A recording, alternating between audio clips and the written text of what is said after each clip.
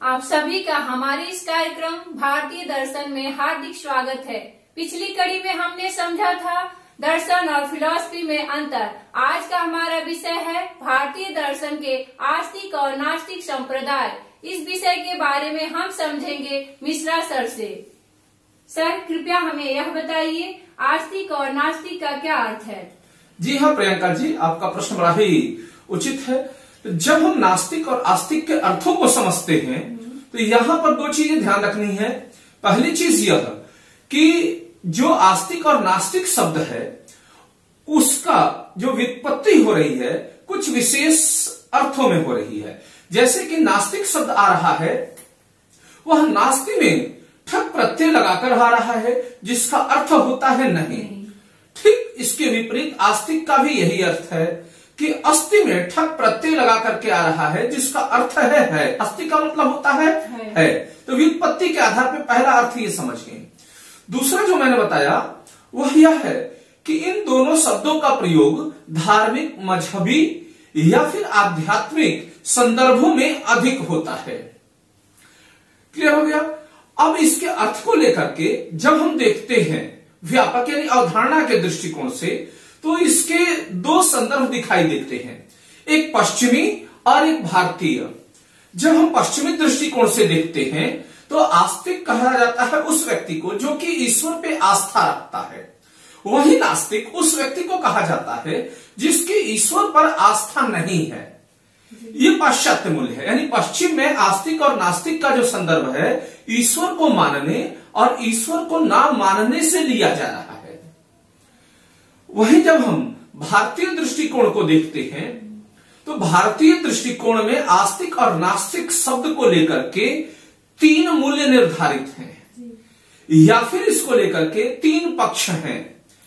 इन तीनों में से किसी एक संदर्भ में आस्तिक या नास्तिक को लिया जा सकता है। तो सबसे पहला जब हम भारतीय संदर्भ को देखते हैं कि आस्तिक कौन है या नास्तिक कौन है, तो भारत में आस्तिक उसे माना गया है जो कि वेदों को प्रमाणित मानते हैं। या जो संप्रदाय वेदों को प्रमाणित मानते हैं वे आस्तिक हैं। दूसरा जो वेदों को प्रमाणित नहीं मानते हैं वे नास्तिक हैं। पहला दृष्टिकोण है। दूसरा दृष्टिकोण जब हम आ रहे हैं तो जो कि आम लोगों के बीच में प्रचलित है। खैर वेदों को जो प्रमाणित मानते हैं वे आस्तिक हैं और वेदों को प्रमाणित नहीं मानते हैं वे नास्तिक हैं। इसके लिए हमें उदाहरण वाक्यांश कहां से मिलता है? ये भारत के विद्वानों द्वारा सबसे ज्यादा प्रचलित है। तो इसको लेकर के मनुस्मृति में एक कोट दिखाई देता है आचार्य मनु का, जिसमें उन्होंने कहा है कि नास्तिको वेद निंदकः, जो वेद की निंदा करता है वह नास्तिक है। यानी यहीं से स्पष्ट हो गया कि भारत में जो पहला दृष्टिकोण है वह बुद्धिजीवियों के मध्य प्रचलित है कि जो वेद की निंदा करे वह नास्तिक है, जो वेद की निंदा ना करे उसका समर्थन करे वह आस्तिक है। कॉन्सेप्ट यहां पे आपका सब क्लियर हो गया होगा और आपके दर्शकों का भी। जब हम दूसरे दृष्टिकोण पे आते हैं वह है ईश्वर को मानने पर और ईश्वर को ना मानने पर। तो पश्चिम में यही दृष्टिकोण है और भारत में भी यह दृष्टिकोण आ रहा है।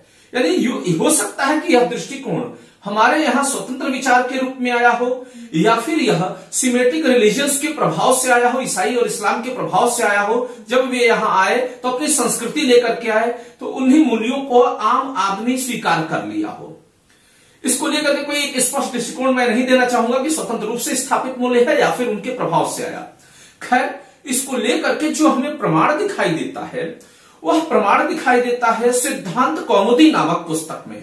सिद्धांत कौमुदी के लेखक कौन थे? जी, सिद्धांत कौमुदी के लेखक हैं भट्टोजी दीक्षित।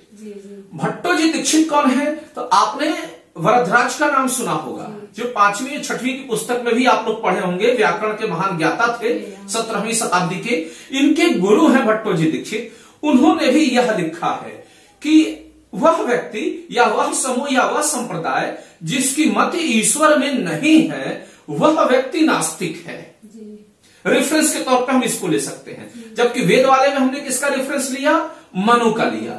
और मनु भारतीय समाज के आदर्श हैं, पहले विधिवेता हैं, जो वेदों के निंदक के रूप में नास्तिक को देख रहे हैं और जो कि बुद्धिमानों के बीच, विद्वानों के बीच प्रचलित है। तो दो मत आप समझ गए हैं। अब जब हम तीसरे मत की बात कर रहे हैं तो भारत में यह आ रहा है कि जो व्यक्ति या समूह इहलोक की सत्ता को स्वीकार करता है, इहलोक का मतलब है पृथ्वी की सत्ता को स्वीकार करता है, इस जगत की सत्ता को स्वीकार करता है और इसके बाहर भी किसी सत्ता को स्वीकार करता है, यानी किसी दूसरे लोक की सत्ता को स्वीकार करता है, परलोक की सत्ता को स्वीकार करता है, वह व्यक्ति या वह समूह आस्तिक है।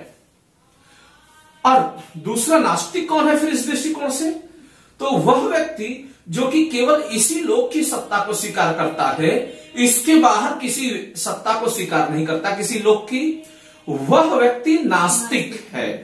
यानी कुल मिलाकर के भारत में अब तीन दृष्टिकोण आ गए आस्तिकता और नास्तिकता के परिचय के, और पश्चिम में केवल एक दृष्टिकोण है।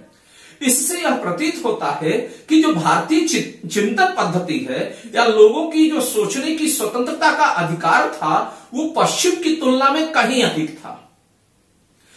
और यह डिफरेंस एक और कारण से आ रहा है, यह अंतर। उसका मूल कारण यह है कि पिछले जब लेक्चर में आपने मुझे बैठाया था तो उसमें मैंने आपको बताया था इस चीज को लेकर कि पश्चिम में धर्म या रिलीजन या मजहब का जो विकास है वह दर्शन के विकास से बिल्कुल अलग हो रहा है। दर्शन में बौद्धिक और तार्किक पक्ष थे और मजहब में आस्थात्मक पक्ष अधिक थे।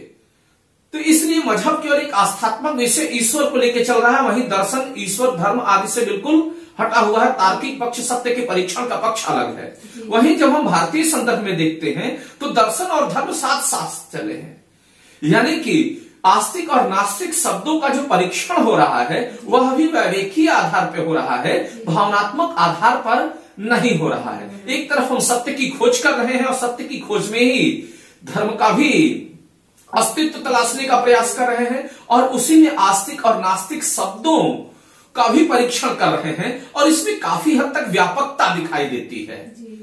बातें समझ में आई? तो पश्चिम में एक और हमारे यहाँ तीन, लेकिन मूल रूप से आम जनमानस में ईश्वर के प्रत्यय वाला ही संदर्भ अधिक प्रचलित और स्वीकार्य है। लेकिन बौद्धिक वर्ग विद्वान वर्ग के भीतर मनु के जो दृष्टिकोण हैं वे अधिक सर्वमान्य हैं। यानी ईश्वर का हमारे आस्तिक और नास्तिक से कोई लेना देना नहीं है। हमारे यहाँ आस्तिक वही रहेगा जो वेदों को प्रमाणित माने और नास्तिक वह है जो वेदों को प्रमाणित ना माने। बातें समझ आ रही है? खैर आप तीनों दृष्टिकोणों में से जिसको मानती है उसको स्वीकार कर सकती हैं, लेकिन अगर दर्शन शास्त्र का कोई विद्यार्थी आईएएस की तैयारी कर रहा है तो वो चीज ध्यान रखेगा, ईश्वर वाला इहलोक और परलोक की सत्ता वाला दृष्टिकोण आस्तिक और नास्तिक का जो विभाजन है वो भारत में स्वीकार नहीं किया जाता है। भारत में वेदों की प्रमाणिकता वाला दृष्टिकोण ही स्वीकार किया जाता है, बौद्धिक वर्ग में और विद्वान वर्ग में। इस स्थिति स्पष्ट हो गई है।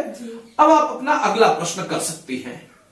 भारत में आस्तिक और नास्तिक दर्शन के संप्रदाय कौन से हैं? जी हाँ प्रियंका जी, बहुत सही आपने प्रश्न पूछा कि जब इतना सब कुछ बताया तो इसके संप्रदायों को जानना भी जरूरी है। तो चूंकि हमारे यहाँ तीन दृष्टिकोण है तो तीनों ही दृष्टिकोणों से हम देख लेते हैं कौन से संप्रदाय आस्तिक है, कौन से संप्रदाय आस्तिक नहीं है या नास्तिक है। लेकिन वेदों वाला ही आपको और आपके दर्शकों को ध्यान में रखना है।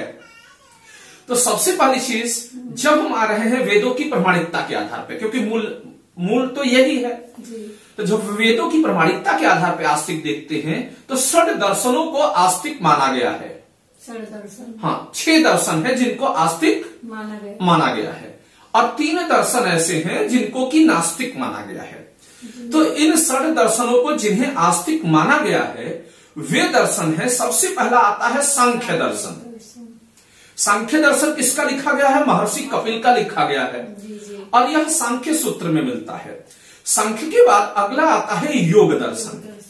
योग दर्शन महर्षि पतंजलि के द्वारा लिखा गया है और इसका विवरण हमें योग सूत्र में मिलता है उनके लेखन में। फिर उसके बाद आता है आपका न्याय दर्शन। न्याय किसके द्वारा लिखा गया है? गौतम के द्वारा लिखा गया है। आप अच्छी तरीके से लगता है परिचित है विषयों के सामान्य संदर्भों से, कुछ दर्शक भी जान रहे होंगे। फिर उसके बाद आता है वैशेषिक दर्शन। वैशेषिक दर्शन कहां दिखाई देता है? तो किसके द्वारा लिखा गया है? तो यह लिखा गया है कणाद के द्वारा। किसके द्वारा लिखा गया है? महर्षि कणाद के द्वारा प्रतिपादित है। अब देखें इसका जानकारी हमें वैशेषिक सूत्र में मिलती है। ध्यान रखिएगा सबके नाम के आगे सूत्र शब्द दिखाई दे रहा है। फिर उसके बाद आता है मीमांसा दर्शन। मीमांसा दर्शन जैमिनी के द्वारा लिखा गया है, या जैमिनी द्वारा प्रतिपादित, या इसके प्रवर्तक जैमिनी हैं। और मीमांसा को पूर्व मीमांसा भी कहते हैं। जी जी। और फिर उसके बाद है वेदांत दर्शन। वेदांत दर्शन वादरायण के द्वारा लिखा गया है। तो यह वेदांत सूत्र में हमको दिखाई देता है, वह मीमांसा सूत्र में दिखाई देता है। एक चीज और है कि जब हम वेद के आधार पर इन प्रमाणिकता को स्वीकार करते हैं, षट दर्शनों को, तो इनपे एक समान तंत्र की भी स्थापना हो रही है। और वे समान तंत्र इस प्रकार है, न्याय और वैशेषिक। आपने एक साथ सुना होगा शब्द न्याय और वैशेषिक, ये समान तंत्र है। जो न्याय है वह ज्ञान मीमांसा का निर्धारण करता है, या ज्ञान मीमांसा के आधार पर आधारित है। और वही जब हम बात करते हैं वैशेषिक की, तो यह तत्व मीमांसा पर आधारित है। आपको, आपके दर्शकों को समझ में आ गया होगा। फिर उसके बाद सांख्य और योग का एक तंत्र है। सांख्य और योग में जब देखते हैं, इसको एक साथ बोला जाता है, आपने सुना भी होगा, न्याय वैशेषिक सांख्य योग। तो सांख्य तत्व मीमांसा पे आधारित है और योग आचार मीमांसा पे आधारित है। बातें समझ में आई? तो ये एक तंत्र हो गया। फिर उसके बाद आ गया मीमांसा और वेदांत। मीमांसा किस पे आधारित है? मीमांसा कर्म पे आधारित है, कर्म के विवरण पे आधारित है। वहीं जब हम वेदांत का पक्ष देखते हैं, तो यह ज्ञान की प्रधानता इसमें अधिक है। मीमांसा कर्म के निर्धारण कर रहा है और वेदांत ज्ञान का निर्धारण कर रहा है। इन सब विषयों की भी बारीक समझ आपको भी होनी चाहिए, आपके दर्शकों को भी होनी चाहिए, और मुझे भी होनी चाहिए। तो ये आपके हो गए षड दर्शन। आस्तिक, नास्तिक कौन है? तो नास्तिक में आता है सबसे पहला स्थान चार्वाक का, दूसरा स्थान आता है बौद्ध का, बुद्ध का, तीसरा स्थान आता है जैन धर्म का। ध्यान रखिएगा, यहां पर जो हमने निर्धारण किया है वेदों की प्रमाणिकता के आधार पर, या जो उसको प्रमाणित नहीं मानते, उसको नहीं स्वीकारते हैं, उनके आधार पर किया गया है। तो अब जैन और बौद्ध नास्तिक क्यों है? क्योंकि जैन और बौद्ध स्थिर को स्वीकार करते हैं, ये वेद को प्रमाणित नहीं मानते हैं। तो ये वेदों की प्रमाणिकता के आधार पर आस्तिक और नास्तिक दर्शन हो गए। अब जब उसके बाद आते हैं दूसरा वाला पक्ष, यानी ईश्वर की प्रत्यय को स्वीकार करना या ना स्वीकार करने के आधार पे। तो जब इसके आधार पे हम वितरण कर रहे हैं, हालांकि विभाजन कर रहे हैं, यह दृष्टिकोण केवल आम लोगों में ही प्रचलित है, बौद्धिक वर्ग में, दर्शन या धर्म के जानकार लोगों में यह सब विषय मान्य ज्यादा नहीं है। तो इसके आधार पर देखते हैं ईश्वर को स्वीकारने के आधार पर, तो केवल 4 ही दर्शन आस्तिक बच रहे हैं। 4 ही दर्शन ऐसे हैं जिनको ईश्वर की मान्यता दी गई है भारतीय दृष्टिकोण में। तो सबसे पहला आता है योग, दूसरा आता है न्याय और वैशेषिक, और फिर उसके बाद जो तीसरा स्थान आता है वह आता है वेदांत का। बातें समझ में आई? वेदांत का। तो ये 4 दर्शन क्या है आपके? ईश्वरवादी है। और जब अनीश्वरवादी दर्शन की बात करते हैं तो इसमें कुल 5 दर्शन आते हैं। हाँ, यानी 4 दर्शनों में ईश्वर को स्वीकारा है, 5 दर्शनों ने ईश्वर को स्वीकारा नहीं है। ये 5 दर्शन हैं। सबसे पहला है सांख्य, दूसरा है मीमांसा, और फिर उसके बाद आपका आ रहा है, अगले में पॉपुलर है, चार्वाक, जैन और बौद्ध। समझ रहे हैं? यानी ये वेदों को भी प्रमाणित नहीं मान रहा है, प्लस ईश्वर को भी स्वीकार नहीं कर। तो ये 5 दर्शन ईश्वर के आधार पर आस्तिक और नास्तिक स्वीकार किए जा सकते हैं। 4 आस्तिक है और 5 नास्तिक है। अब आता है इहलोक की सत्ता के हिसाब से जब हम स्वीकार कर रहे हैं, तो जब इहलोक की सत्ता के हिसाब से स्वीकार कर रहे हैं नास्तिक, तो इसमें आपका आ जा रहा है पूरी तरीके से केवल और केवल चार्वाक दर्शन। बातें समझ आ रही है? और इसके हिसाब से अगर हम आस्तिक का निर्धारण कर लें इहलोक और परलोक के हिसाब से, तो जिन दर्शनों ने परलोक की सत्ता स्वीकार की है वे दर्शन है सभी वेद पारायण दर्शन, यानी षड दर्शन, ये परलोक की सत्ता को स्वीकार करते हैं। और वही वे नास्तिक दर्शन भी जो वेदों के प्रमाणित नहीं मानते हैं, उनमें से भी जैन और बौद्ध परलोक की सत्ता को स्वीकार कर रहे हैं। बातें समझ में आ रही है? तो इस प्रकार से इधर अगर आप देख रहे हैं तो केवल एक ही दर्शन परलोक की सत्ता को स्वीकार नहीं कर रहा है भारत में, वह है चार्वाक दर्शन। और इसको नास्तिक शिरोमणि की उपाधि दी गई है। क्यों इसको नास्तिक शिरोमणि कहा जाता है? क्योंकि भारतीय समाज में या हिंदू दर्शनों में यही एक दर्शन है जो तीनों ही पक्षों को स्वीकार नहीं करता। ना ही यह वेदों को प्रमाणित मानता है, ना ही यह ईश्वर की सत्ता को स्वीकार करता है, और ना ही यह परलोक की सत्ता को स्वीकार करता है। बातें समझ आ रही हैं? इसीलिए इसको नास्तिक शिरोमणि कहा गया। अखंड नास्तिक, किसी भी संदर्भ में आप इसको आस्तिक स्वीकार नहीं कर सकते। बाकी सभी दर्शन किसी न किसी संदर्भ में तो आस्तिक हो ही जा रहे हैं। ठीक, अगर आपसे प्रश्न पूछा जाए कि आप किसको आस्तिक शिरोमणि की उपाधि देंगी, तो आस्तिक शिरोमणि की जो उपाधि दी जाती है वह वेदांत दर्शन को दी जाती है। यह तीनों ही दृष्टिकोण से आस्तिक है। बातें समझ में आ रही हैं? पहला कि वेदों की प्रमाणिकता को स्वीकार कर रहा है। दूसरा जो स्वीकृति इसकी दिखाई दे रही है, किस पे दिखाई दे रही है? ईश्वर को। हाँ, और तीसरी स्वीकृति दिखाई दे रही है किस पर?